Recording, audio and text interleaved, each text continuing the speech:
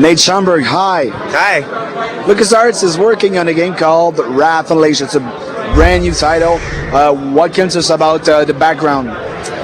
Well, Wrath Unleashed is based on mythological characters. It's a intense action fighting game with a strategic layer over the top of it. So you can see on the screen there's a map mode where you do all your strategy elements. It's turn-based on the map screen. There's 1 to 4 players.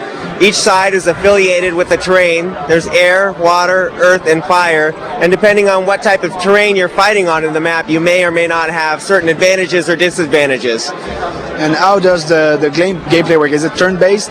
It is turn-based on the map, but then when you get 2 opposing players in a hex at a certain time, at a single time, you actually go into the battle arena, which is real-time, hand-to-hand fighting in an interactive arena. As I look at the game, it's reminiscent of Archon, an old game, but the feel, am I getting, is it right?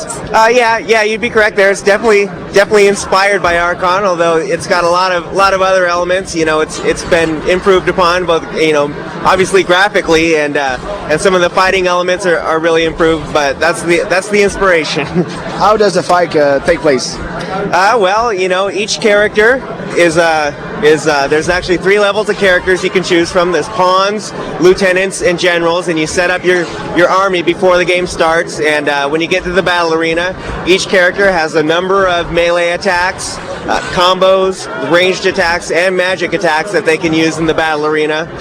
So you know, the fighting strategy is really diverse and really great, and the arenas are all interactive. You can smash stuff. You can use elements of the arena to your advantage, especially if you're fighting in an arena that has your elements. Say, if water is fighting fire in a water arena, there's going to be a pool of water in the middle. If my water unit runs through there, it takes no damage. If the fire follows me, and he's going to take a little bit of damage as he goes in there.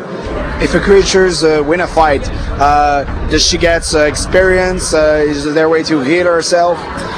Well, actually, that's an interesting question. The damage you take in a fight stays persistent throughout the entire game. So if you do take damage in a fight, you're going to show up in the next fight with that unit with damage. Although you do have an overlord, which is kind of the god of your realm, and they can cast map spells. So rather than take your turn and move strategically or go into a battle, you can cast a spell to heal a unit. You can also cast spells to resurrect units. You can teleport units. You can do damage to an opposing player on a hex. So there's another interesting element there with casting spells rather than moving on the map.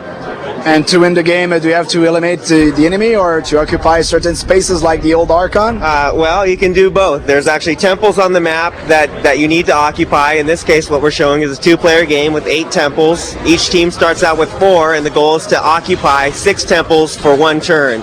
Or you can eliminate all the opposing players on the map. Thank you very much, Nate. Thank you.